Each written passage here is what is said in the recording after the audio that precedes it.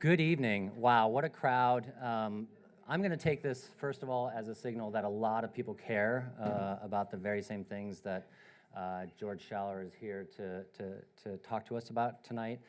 So thank you all for coming out. Oh, that's a little too dark for now. I want to see you. I want to see you and welcome you heartily to the Dickey Center for tonight's talk with George Schaller. Our program is hosted by the Environment Program here at the Dickey Center. You may know us better as the Institute for Arctic Studies, but we also are the Environment Program, and tonight's talk is part of a series of folks that we try to bring in and from whom we can learn and also get inspired. And with that, hopefully I'll inspire you a little bit with the eminent biography of the gentleman who's about to address us. Dr. George Schaller is known as one of the founding fathers of wildlife conservation. He began his fieldwork in 1952 in Alaska, and then subsequently in 1956, he was part of the expedition that was really fundamental in helping to establish the Arctic National Wildlife Refuge, as George calls it, the last great wilderness. And one of the things I think George will remind us is that even after you establish a wildlife refuge or a national park, it's not done. The work is not done. George has been part of the effort to establish more than a dozen national parks worldwide. Imagine if I could just have one national park that I felt somehow I was contributing to. So Dr. Schaller has conducted seminal studies and helped protect some of the world's most iconic animals. These range from mountain gorillas in the Democratic Republic of Congo, tigers in India, lions in Tanzania, jaguars in Brazil, giant pandas and antelope on the Tibetan Plateau, snow leopards, the list goes on from country to country to animal to animal. He has written 16 books, among them The Year of the Gorilla, The Deer and the Tiger, The Serengeti Lion, which was a National Book Award winner, The Last Panda, A Naturalist and Other Beasts, and Tibet Wild, among others. He's received many, many awards, a Guggenheim Fellowship, the World Wildlife Fund's Gold Medal for contributions to the understanding and conservation of endangered species, the Tyler Prize for Environmental Achievement, and on and on. I want to read, though, as a passionate advocate for the environment, George is also a really good writer and a really good listener and a really good watcher. So if I could just indulge you all in one of my favorite passages from the Stones of Silence. The high altitudes are a special world, born of the Pleistocene, at home among pulsating glaciers and wind-flayed rocks. The animals have survived and thrived. The harshness of the environment breeding a strength and resilience which the lowland animals often lack. At these heights in this remote universe of stone and sky, the fauna and flora of the Pleistocene have endured, while many species of lower realms have vanished in the uproar of the elements. Just as we become aware of this hidden splendor of the past, we are in danger of denying it to the future. As we reach for the stars, we neglect the flowers at our feet. But the great age of mammals in the Himalaya need not be over unless we permit it to be. For epochs to come, the peaks will still pierce the lonely vistas, but when the last snow leopard has stalked among the crags and the last markhor has stood on a promontory, his ruff waving in the breeze, a spark of life will have gone, turning the mountains into stones of silence. So tonight we need not be silent, and we have the great privilege of welcoming George Schaller to the Dickey Center and to Dartmouth.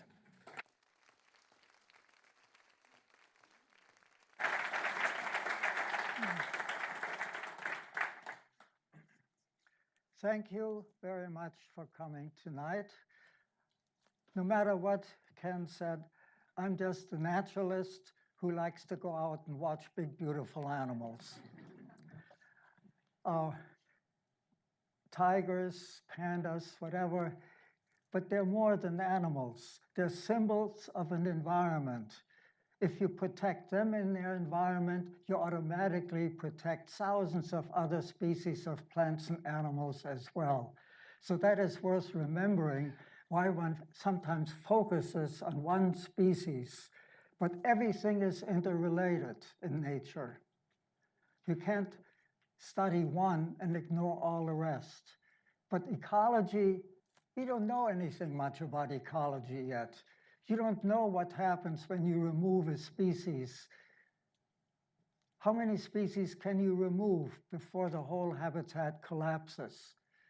So we have plenty of work ahead to do in the decades and centuries to come. Now, Ken asked me to show a few slides of some of the animals I've studied and some of the areas I've worked in.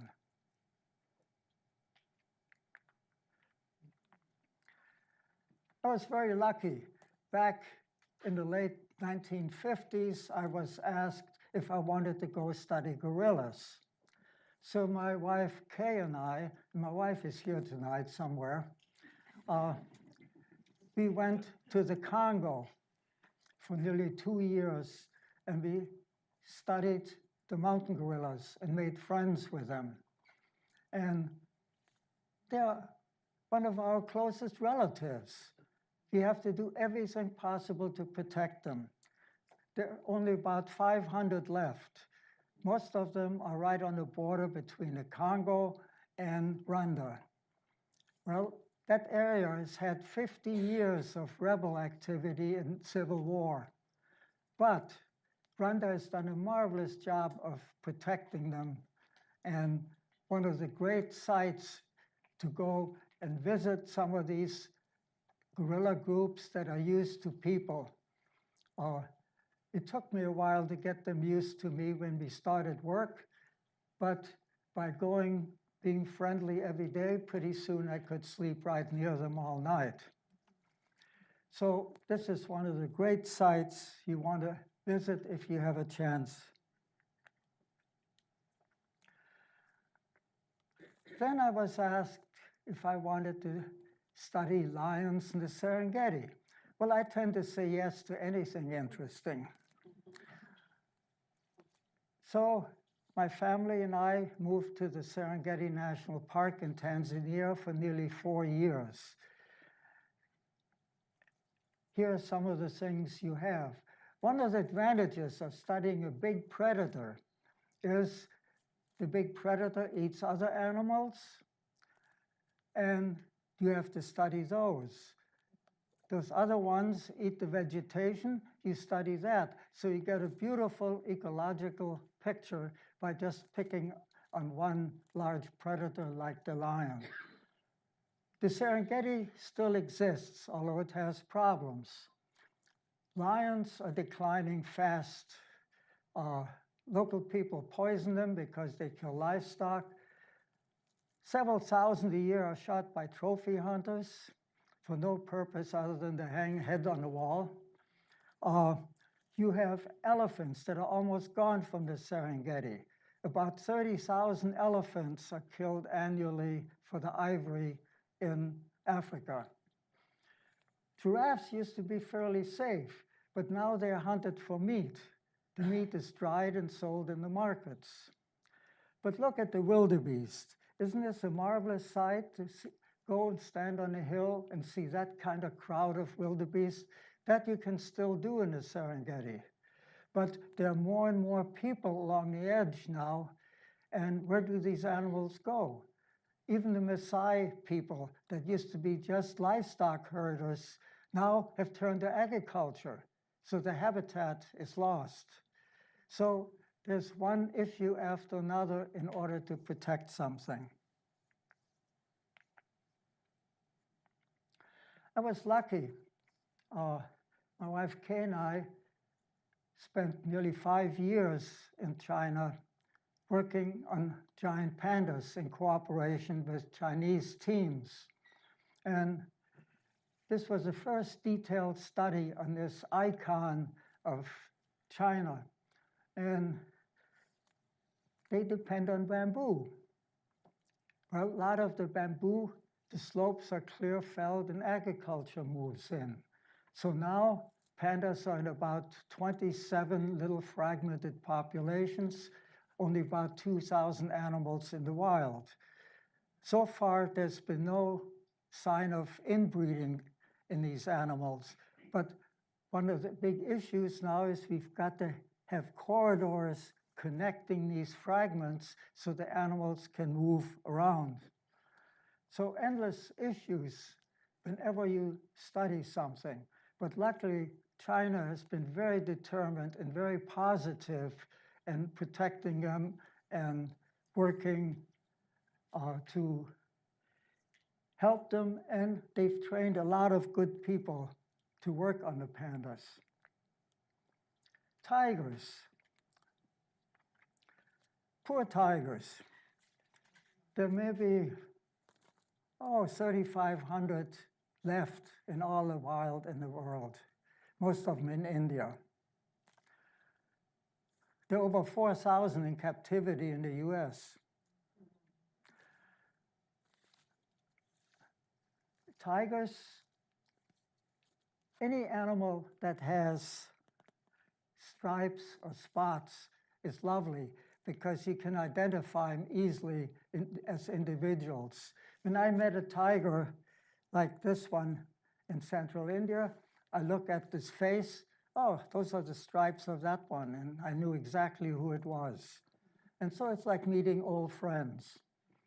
And so we spent 2 years in central India studying tigers and their prey. Now, of course, most tigers end up as tiger bones for the Asian traditional medicine market. And each tiger, all these parts, by the time it reaches the dealers, is worth at least $10,000. So poor local people naturally will kill them, especially since tigers sometimes eat people, which is unpopular.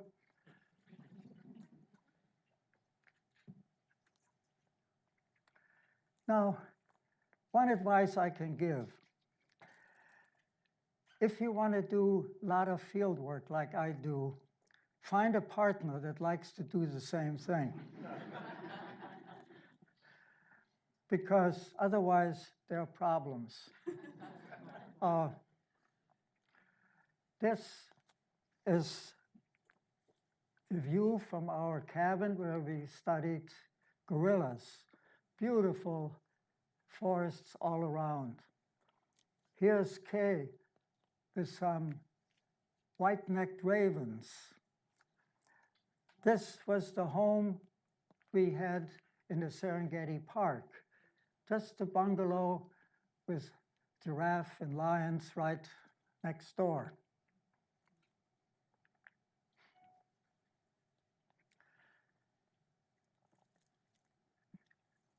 In Brazil, the family only visited me part of the time, but I had another family member. This is a white-lipped peccary. Now, pigs are wonderful companions. They're very bright, they follow you, they like to be close, they have various advantages even over dogs. Here is the family in the Serengeti. We were given, here was a little lion cub that was abandoned by its mother, and here's the family going for a walk. Eric, our older of the two sons, is a professor here at Dartmouth, and he's hiding somewhere in this room.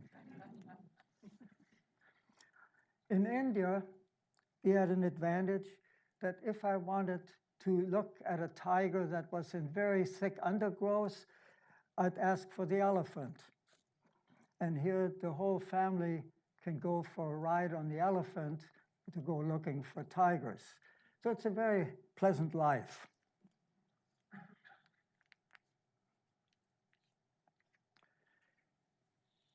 One of the main purposes of any of these studies is obviously conservation.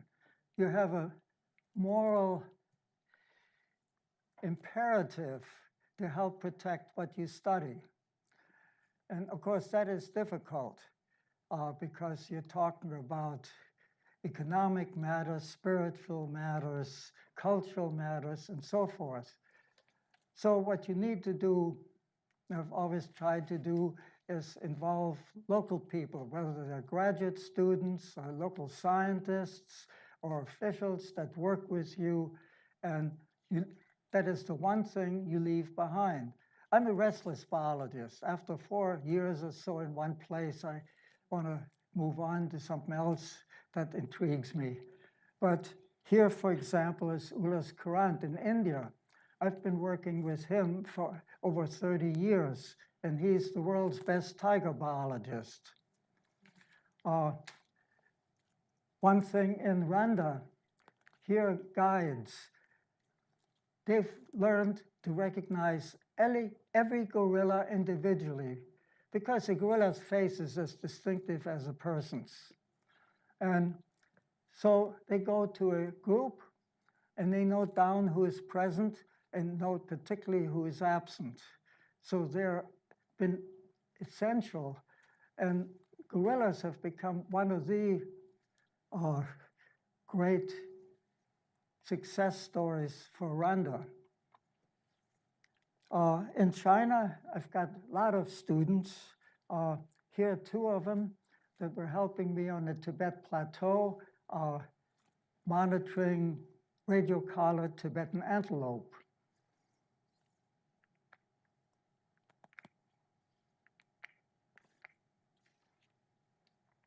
And in Brazil, this is Peter Crawshaw. He came to me as a student when I started a jaguar study in the late 70s. Well, here we're going out to chase a jaguar up a tree so I could then put a collar on it. Last month I was in Brazil, back in the field with Peter Crawshaw. And he's continued his own wonderful studies over the past decades. So it's a real pleasure to go back to a country and see the progress that is being made.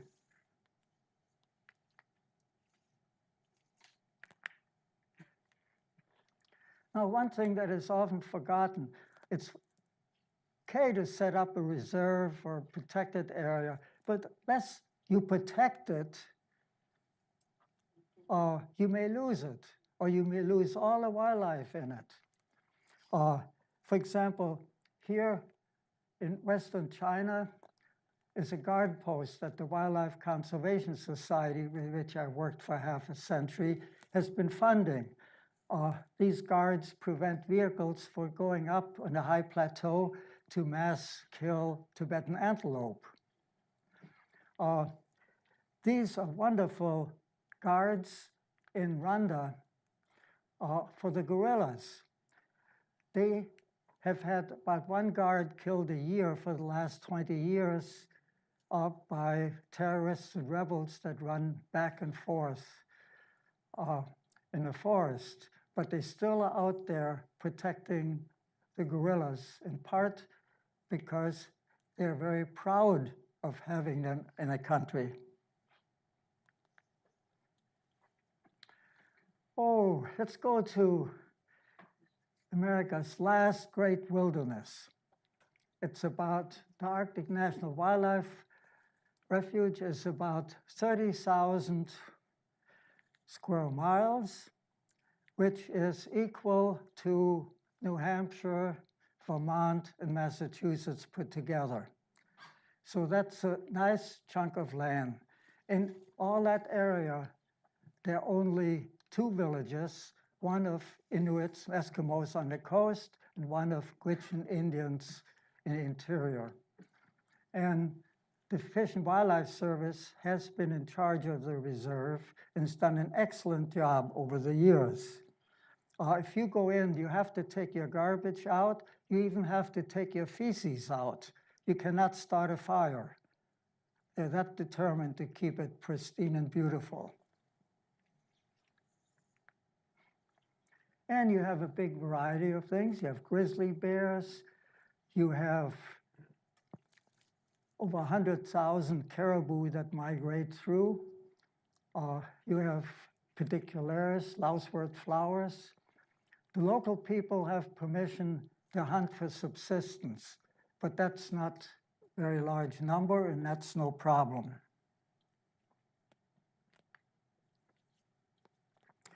This is our campsite in 1956, and exactly 50 years later, in 2006, we went back to check on changes in the area. One change is that more tourists go up there. Here, you're floating down one of the rivers from the Brooks Range in the south to the Arctic Ocean. Now here's the problem.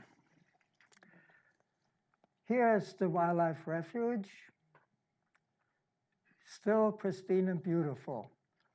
All the rest of the Arctic slope has been leased to oil companies. Prudhoe Bay is up there. Most of these areas are leased but not drilled. But you've got everybody wanting to get into the Arctic refuge. We had two presidents named Bush associated with oil companies. They pushed hard. Luckily, at that time, Congress said no. Now you've got an administration that will make an even harder and renewed attempt to get in there and ruin it. Can't this country save something beautiful just because it is beautiful? The public has to get together and really outcry. None of this sitting back and letting things happen, or it will happen. Prudhoe Bay covers about 700 square miles of pipelines, landing pads, roads, everything. It used to be caribou country. Now the caribou got used to some of the facilities, as you can see here, walks right through, but they will not have their babies there. They want peace and quiet. Another impact is the Arctic foxes have been protected there because nobody's really trapping them. They've increased, and they've had a big impact on all the ground nesting birds by killing the young and eating the eggs. So you can't look at anything in isolation. Everything has an impact. Just like every one of our acts has an ecological impact. You drink a cup of coffee, it does. You drove here by car, it has an ecological impact. The same as if you have an impact on it directly on the environment. This was our team in 1956. Olaus and Marty Murray. He was a wonderful field biologist and also the president of the Wilderness Society.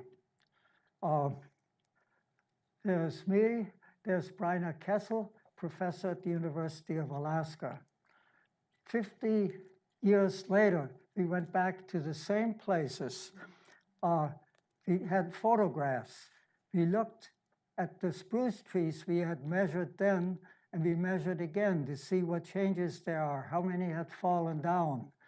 We photographed glaciers again to see how much they have retreated. We looked at the vegetation that has moved up the slopes with global warming.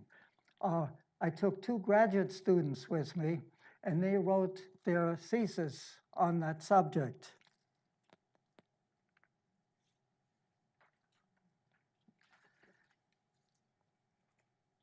Then the Pantanal, it's about 140,000 square kilometers. It's the largest wetland in the world. Most of it is cattle ranches, but it has a lot of wildlife. The animal that interested me most, because nothing was known about it in the late 70s, was, of course, the jaguar. But we studied the other animals. There are marsh deer there, anteaters, and particularly capybaras. Here's the world's largest mouse, 100-pound, and they're lovely animals. We did detailed studies on their social system. And they're all jaguar prey as well. The bird life, if you're a bird watcher, is fantastic there. All the water birds and many others. Easy 150 species in the area. If you like fishing, you have piranhas. They taste very good. And in that area, you can go swimming with them if you're careful. Some areas, they have different character.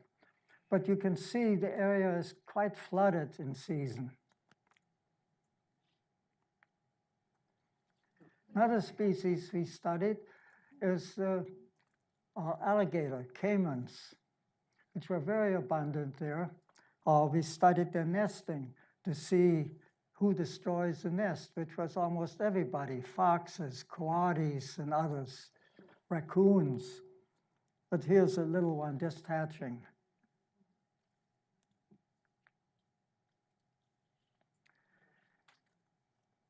Now, the alligators were hunted in large numbers for the skin trade in Europe and North America.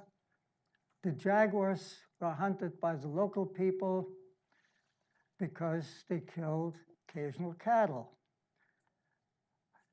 Because the cattle there are not herded, they're simply let loose in the swamps. And the way to get the jaguar to come near, you have a hollow gourd, and you blow into it,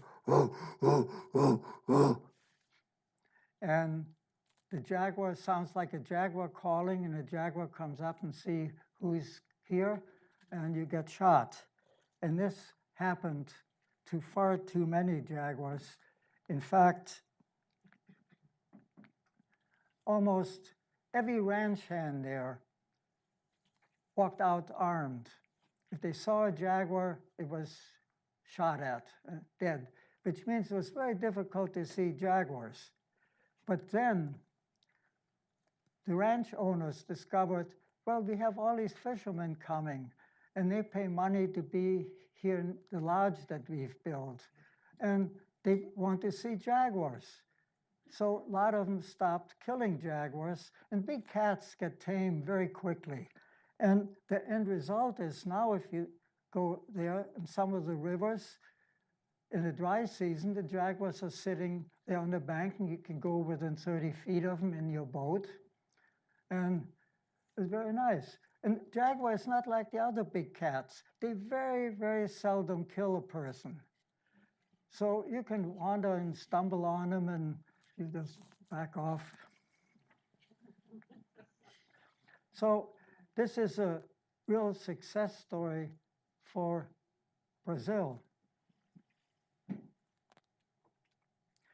And they've set up a national park, but there are people moving into it, saying, we're indigenous, we have all the rights we want, and we can hunt and fish as we please. So that's not unusual in this world. So you have to find some solutions.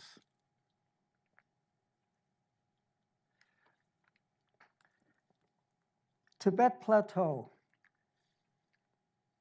I was very lucky. China said, go look around Tibet Plateau and in Western China and tell us which are good areas for setting up reserves, which are good areas for snow leopards, and so forth. So I've spent over 30 years doing that. I can always find an excuse to go back into mountains. Particularly, here's the Tibetan Plateau. And China's been very receptive in setting up reserves. For example, the one here, Changtang Reserve in northern Tibet, is about 130,000 square miles, which is the size of New Mexico or Italy. So it's a big area. And then in addition, they've set up several reserves here and here.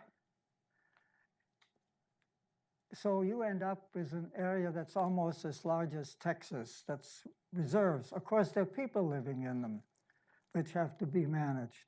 Now, here are the headwaters of the big rivers in China, the Yangtze, Yellow River, Mekong River.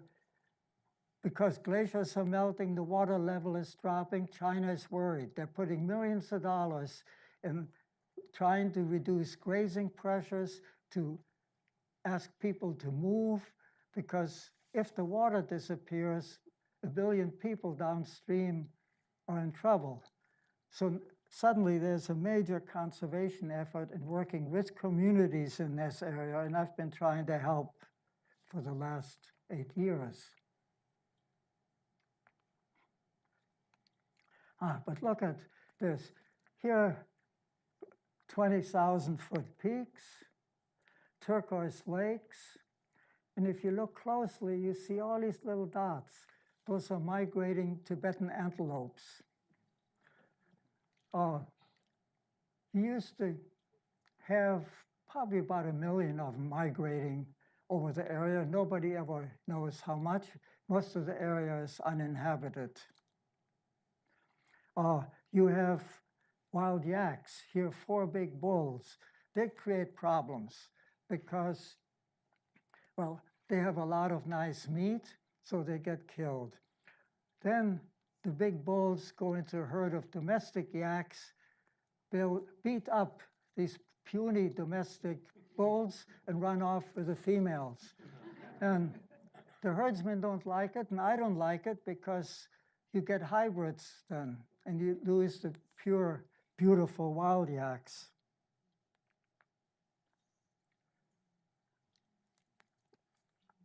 That's a lynx and one of the Tibetan wolves with a dead Tibetan antelope.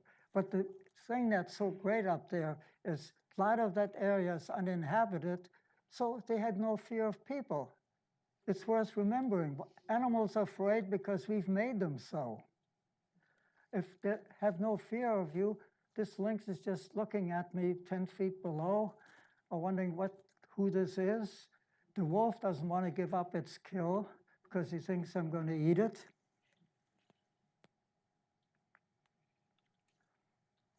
Tibetan antelope. They've got a problem. They've got the finest wool in the world, finer than vicuna or anything else.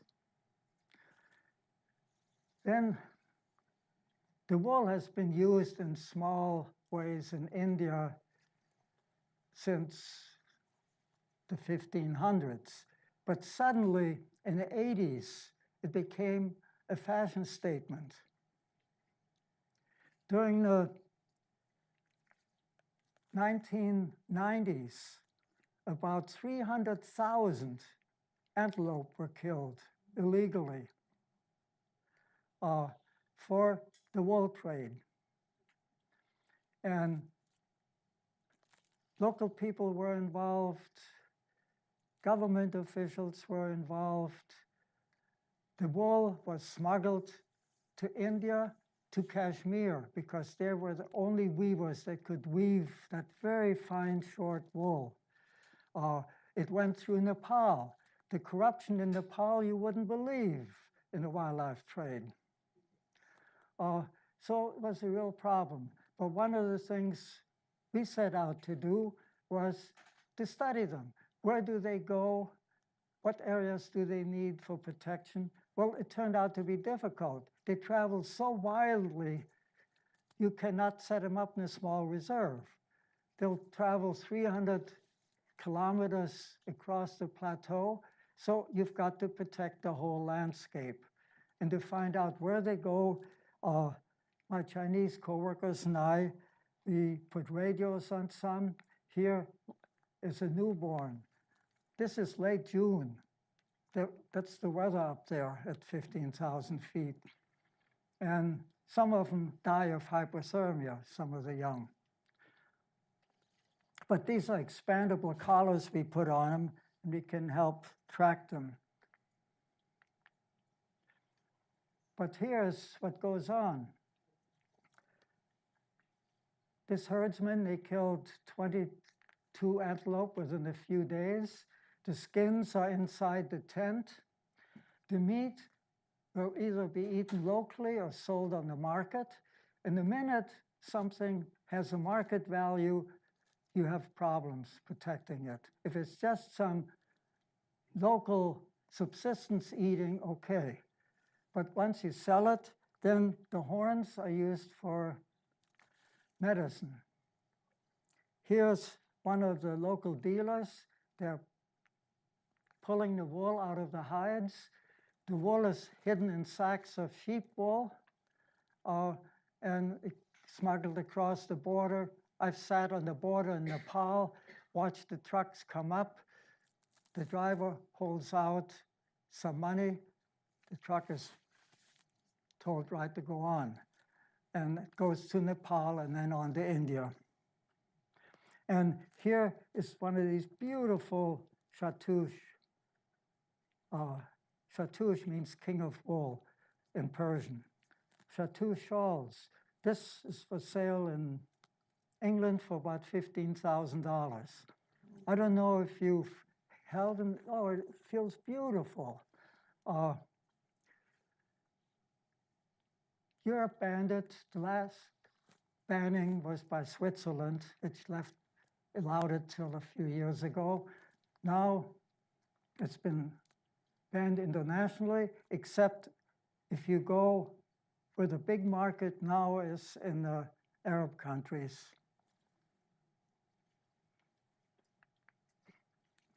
This is a little subsistence hunting. Here are the cradle made out of wild ass skin. This boy has a fox skin hat.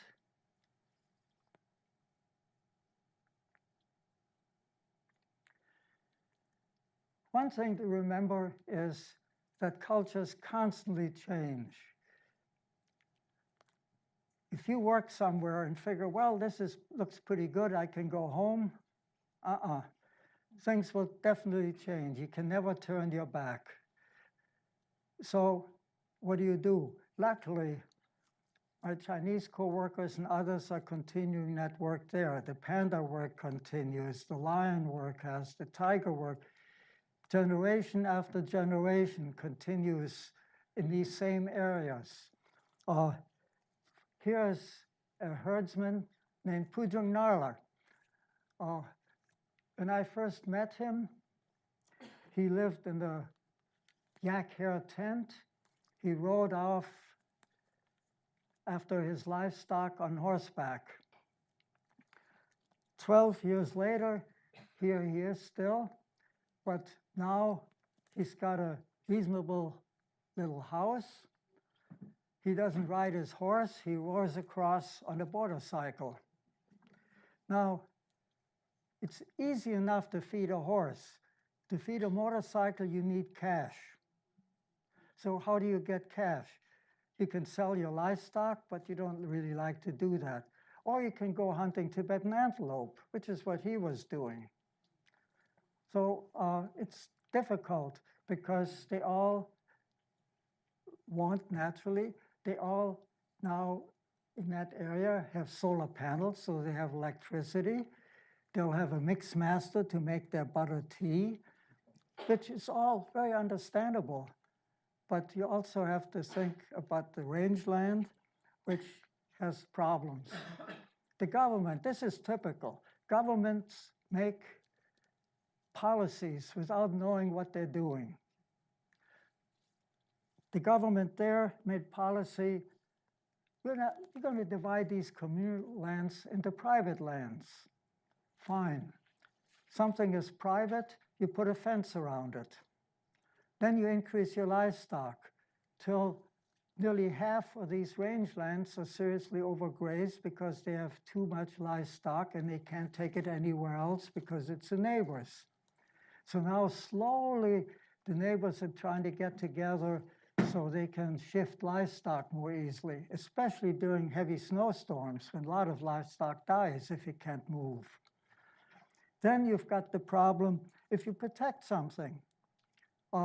These are Tibetan wild asses. They were heavily shot all the time, particularly by the military and others for meat in town. You protect them, which China has done, they increase in number. Then they go into the grasslands and eat the grass the local people have saved for their livestock for the winter. What do?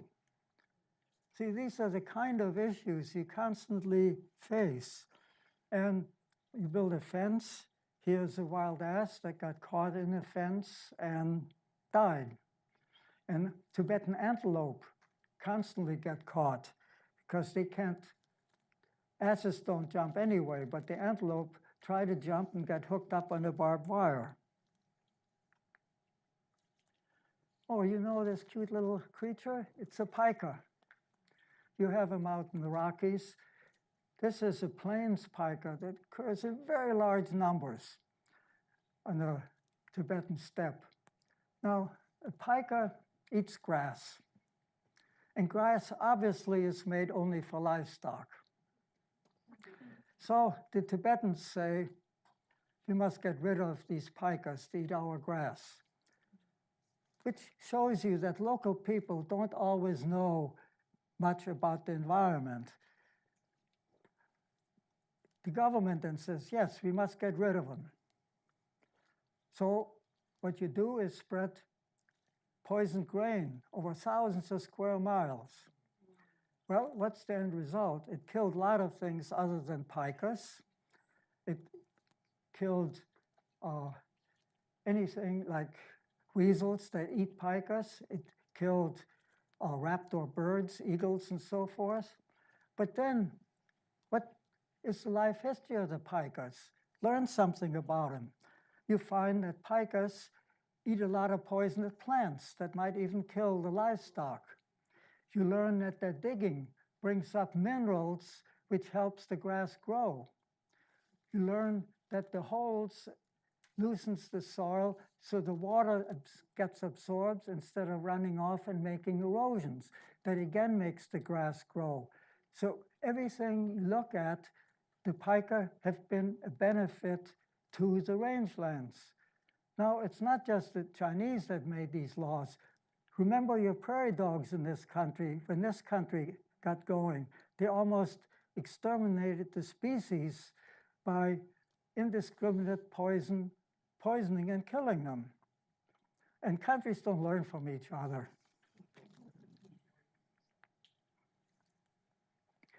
Now, the one profession that could do a lot of good for the environment are the religions. Well, they don't do much. The best one, by far, are the Buddhists, who say kindness to all living beings is the true religion. And there are monasteries scattered all over. But like in a lot of religions, the priests and so forth don't know anything about ecology. They don't know what they should be doing to protect. Well, this is slowly changing with the monasteries on the Tibetan Plateau. I wish it would change in areas of Muslim, Christian, and other religions where the local preachers and imams or whatever get involved in acts for conservation. Here is a guy, Tibetan, named Tsado, who started his own little non-governmental conservation organizations. And I traveled around with him, and we go to villages and say, hey, what are the problems? What do you need? What should be done? What needs to be done to help you? Just learn what people think and what's the next step. The monasteries have gotten involved. Here, for example, we had a wonderful get-together of 31 monasteries that came together to discuss conservation. And so you had fun, you have archery and horse racing and so forth. But the lamas went around and had a huge impact on the local people. Some of the monasteries have set up conservation organizations, and they patrol the areas because each monastery has a holy mountain. It can be just a few square miles, it can be quite a few square miles. And after one of these meetings, we all go up to a holy mountain, and we go up on the slope, and be slow, be throw into the wind little pieces of paper called lungta, which have a picture of a wind horse on it, a horse with wings. And the wind carries the wind horse to the mountains and sends it blessing to the mountains, to the animals, to the rangelands, to the people. And that is a wonderful way to think about the environment. Thank you.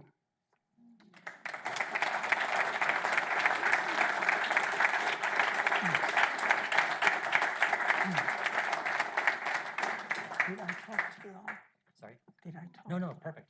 So folks, now we have the pleasure of introducing Professor Nate Dominy, who is in the anthropology and in biology departments, a cross appointment. And we thought we'd just have a conversation. Nate will defer to you to maybe open up questions, and then Nate can facilitate a Q&A session with all of you good folks. All right? Okay, hi everyone. As Ken said, I'm a professor in the Department of Anthropology, and I'm teaching a course right now on primate behavior and ecology. And one of the topics we discuss when we get to great apes is the construction of nests in trees. And these nests can take quite a while. It's an energetic cost to build these nests, and they can be quite elaborate.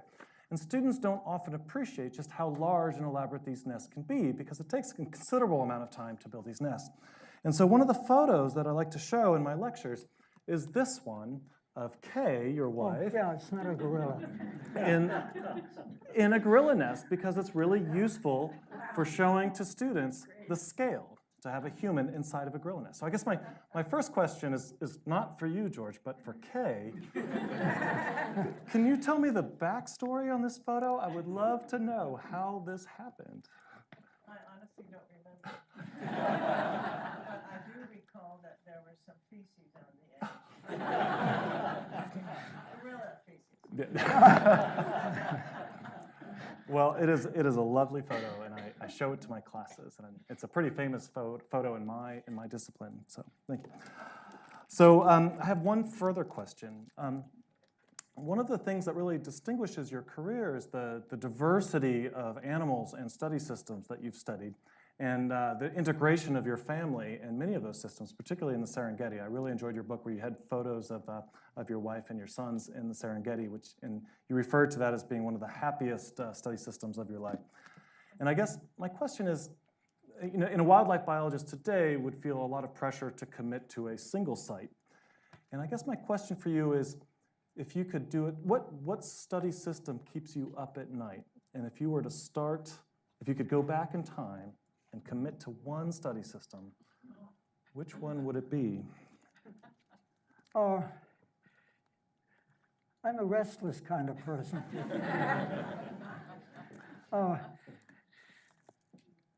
It'd probably be the Serengeti, because they were so beautiful. You can ask my son what he thinks about it. We were lucky. My wife taught our son school while we were there and so forth, so it was a perfect life. I was worried, yes, okay. I have 2 young children as well, and I try to bring them to the field as much as I can, and so I really respected how you integrated your family life with your work. I would like to emulate that as much as I can. Okay, I should stop and open the floor to questions from the audience. Yes? Hi, my name's Carol Weingeist. I'm very concerned about the Arctic National Wildlife Refuge, because we need to make it a wilderness, and so that it will be a Right. permanent wilderness, and the coastal plain as well. Are you involved with the work on that behalf right now? The Arctic plain needs to be made wilderness area, and President Clinton didn't do it when he had the chance. I don't know the reason why. But you have the Alaskan delegation, which does nothing but promote development everywhere in the state. Well, you can write letters to your Congress persons and say, by all means, make sure it doesn't get passed through Congress. Yeah, our representatives in New Hampshire and Vermont do support the wilderness, but it's, Yeah, a lot of other states' representatives don't. So, Yes. I'm curious what you see as the long-term survival for giant pandas being such a highly specialized bear that eats primarily bamboo. I mean, do you think this specialization gives it much of a chance for a long-term type of survival? there are a number of species, about 15 species of bamboo. So if the bamboo is saved in areas, they can survive. They also love to eat meat.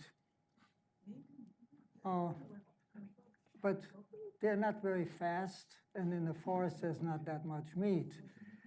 So at least if they could get a mixture of the two, would be nice. But right now, China knows that the world is watching what's going on with pandas. So they've been very positive about trying to help and working with communities as well.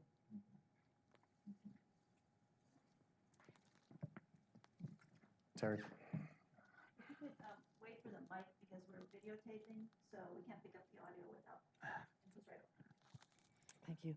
Dr. Schaller, you talk about how the public must create an outcry and rise up. In this administration, whether it's the wall and wildlife coming through, whether it's our national parks and monuments, public lands, what would that outcry look like from your point of view? Well, what did it look like when the women marched after Trump was elected? Well, he wasn't elected. This is democracy today, not popular will. So would you recommend a Public lands march or a conservation march? Help us with that. What would that look like? We've just had a science march. Well, I don't know enough about the public. How many people can you get out to march? How many people are actually interested enough in the environment? Or what other suggestions would anybody have here to reach some of the people that count? We've got a Secretary of Interior that's about the worst possible choice anybody could make for anything.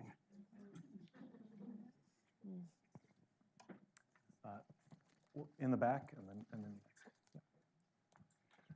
Just to respond to that, I think conservation is one of the things where we can actually bridge the gap. I mean, if you look at the law that was proposed a couple months ago to sell off a bunch of federal lands in red states, that failed because it is an issue that can bridge gaps. So I do encourage folks to see that as a good bridging issue. A question for you is, there seems to be kind of increasing concern about the model of having lands that set aside without humans, if that's really working.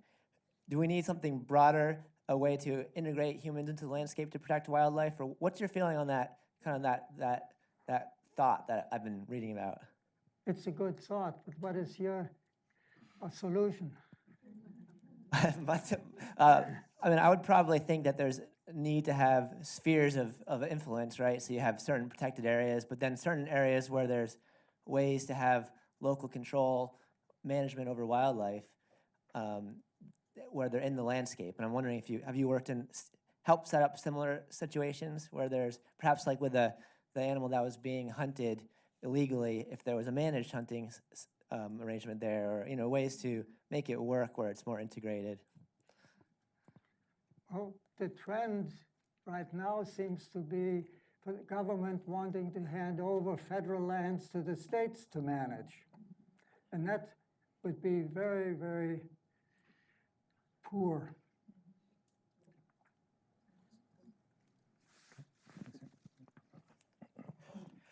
I wonder if you didn't answer your own question earlier in your talk when you spoke of the influence, for example, of Buddhist leaders in Tibet and how other religions weren't doing such a good job. If we could persuade some of the religious leaders in this country, particularly those associated with denominations whose followers tend to support the policies of the current administration, and get at least some of these folks to think in terms of stewardship and so forth, then perhaps that might be a way of breaking through to people who right now tend not to think in terms of conservation. That's a very good positive thought. Get all the religions together and have a march on behalf of the future. Yes, there. Can you talk a little bit about your beliefs on Bigfoot?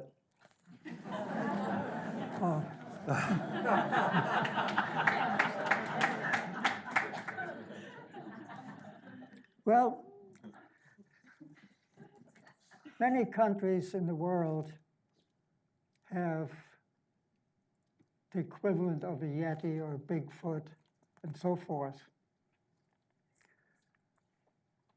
It's hard to know because there's very little solid evidence. This country, out in British Columbia, well, that's Canada, but next door, there are a lot of footprints.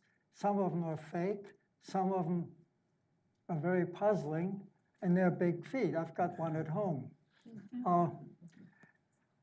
There are, in China and Tibet, you have what they call the Ye Ren, wild man, who builds nests on the ground. The local people say, yes, it's this. You have the film taken in Nepal of this, looked like a two-legged ape walking along, and they've never disproven it as a footage that was taken in 1960. There are all these hints, but you don't have anything really solid. It'd be nice to set up enough camera traps in some of these areas and hope you can take a picture of one. Have you seen anything in the Himalaya that makes you wonder? Any footprints? No, I've seen pictures of photos of so-called Yeti, which is a very distinct footprint. You would know. You've seen gorilla footprints. You'd be the.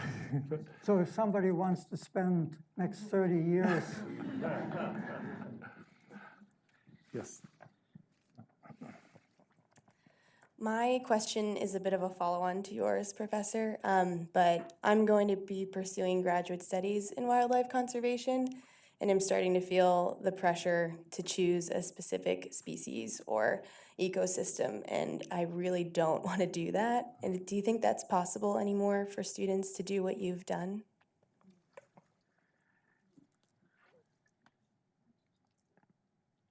The approach has to be a bit different.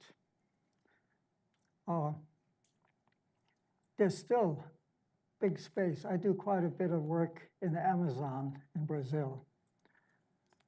You can walk for days through the forest, and you may not come to any indigenous group or anything. It's still there. But how are you going to protect it? There are a lot of things on the map. But Brazil right now has a very unsettled government, and the attitudes are not so different than this one is develop as quickly as possible. So what do? You've got to work with the local communities. For example, Brazil has set up what they call sustainable development reserves. Well, no development sustainable. Conservation groups use that same nonsense, 2 words. You can have sustainable use if you find out what there is and then decide how much to use. Well, I've been in these sustainable development reserves. Both the indigenous people and the outsiders have virtually wiped out the wildlife. Everybody carries a gun. You see a big bird or monkey, you shoot it. So that comes back to what I pointed out. If you want to say something, you also have to have some sort of active control. There's a question here for, okay. Oh, sorry. Dr. Schaller, thank you so much for the presentation. It was very inspiring. And I'm interested in what made you so interested in wildlife and pursuing a career in exploration. And second, as a college student who is rather broke, how would I pursue a career in wildlife photography? Well, you have to realize there are many reasons why one does something. I like to wander around and look, be peaceful and alone when possible. So sitting around in the forest and watching wildlife seems a good solution. Yes, you get interested in getting detail. You want to enter the life of another animal from their point of view, not your point of view. You want to try to think, what are they thinking? All right, that's a challenge. And the only way I found out to be able to do that is to work for Wildlife Conservation Society, and more recently also Panthera, which is concerned about big cat conservation, and have the freedom to study what intrigues me at the moment. Some people, like in this country, have spent their whole life, professional life, studying wolves. And that's important because things constantly change, new questions obtrude, and so forth.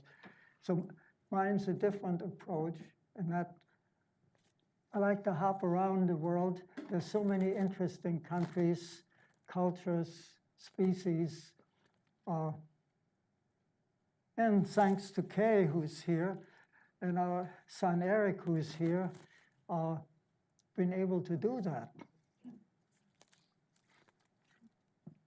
I hope I didn't just have a senior moment, but when you were talking about the Arctic, the one thing I was surprised, you didn't mention much about the polar bears. Is it that bad? Talk about what? You didn't mention the polar bears in the Arctic. So how bad is it? Most of my work was not in the high Arctic. So I've visited polar bears in Churchill, for example, but I've never worked with them. But what is fascinating is that the brown bears, the grizzlies, are moving north, meeting the polar bears, and they're hybridizing.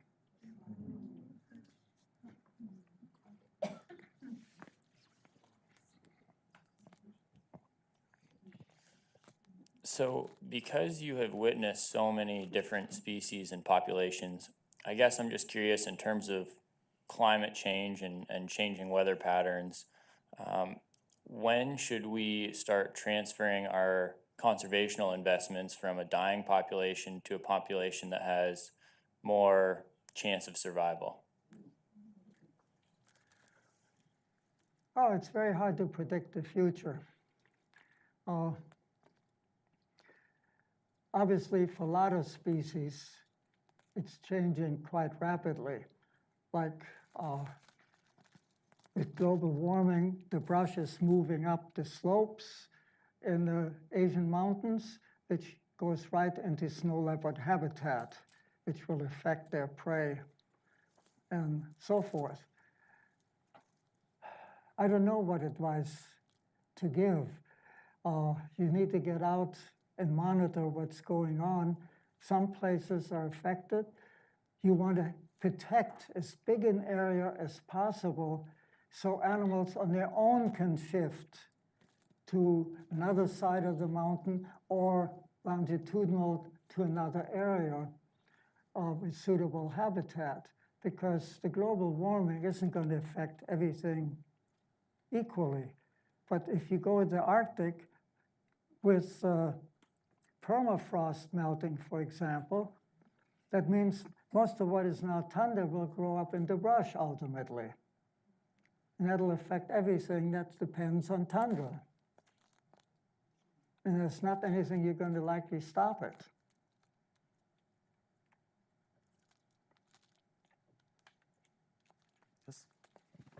I don't need a mic. I was on the Serengeti when you were, and President Nyerere, because he lived in Musoma and his home was there, was at the Serengeti Research Station for a meeting I got to attend. And he uttered something I thought very profound in terms of modern day conservation. He complimented the scientists, but then he said to the effect, "Isn't it a shame that those who know the most do the least?"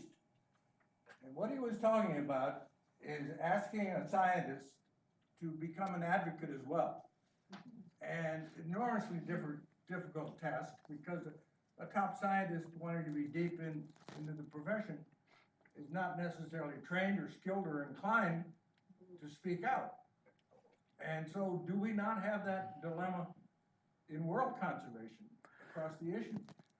We need people with credibility to speak about these issues, as you certainly represent. But at the same time, those who know the most do the least in terms of advocacy. Well, Or is that a facetious question? Give you an example from Tanzania. Craig Packer, who studied the lions for years, has been kicked out of the country because he spoke up. He became an advocate for lions. Right, part of the problem. So you can speak up, but it depends on how you do it. But are we training young ecologists in the social, political impact side? That's what bothers me, because many disciplines, medicine, for example, those studying cancer are often the advocates. Atomic energy, those who invented the bomb became oftentimes advocates for peace. But in ecology and world conservation, I'm not sure we're not asking too much of the field scientists to also be the advocate. It depends on the country. Some countries you can speak out. Some countries you go and talk informally and privately to an official, give them the data, and make suggestions. Otherwise, you get kicked out if you go to the public. So you have to adapt to what is feasible in the country, but you can still do it. Sienna? I have a related question, George, but it also has to do with the way you've chosen to present your work over the years, which is as a writer of books. I mean, certainly you've written articles and worked on many scientific studies collaboratively, but why have you chosen that format and the kind of relationship that you have to writing that you do, also as a wildlife biologist and conservationist? Well, you know, you go collect data and you want to go back in the field, so you summarize the data and publish scientific papers which nobody reads. I find my studies, I find the animals fascinating in themselves and want to try to communicate that to the public. Besides, it's the public that helps support the science, so they should know what is going on in the field. So, besides, I enjoy the popular writing, not the scientific writing.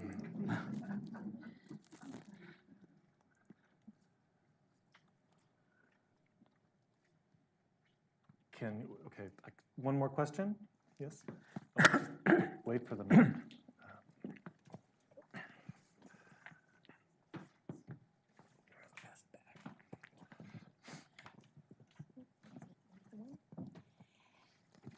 You spoke about the mountain gorillas and how you were able to familiarize them to your presence to the degree that you could sleep quite near them.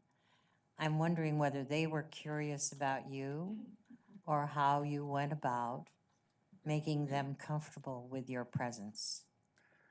Well, you know, animals are very good in evaluating you, better than we are at evaluating them. So I never carry a gun, even if I go say hello to tigers, because carrying a gun makes you automatically act more aggressive. You just want to indicate, like a gorilla, you don't, if I sit here just stare at you, you get nervous. Same with a gorilla. So you either look to one side or you shake your head back and forth. You've got to learn these little signals that make animals feel a little more comfortable. And so your postures and behavior convey an awful lot. Some are more difficult than others. Bears, I trust less than a tiger, for example. But still, think of what the animal might be thinking of you.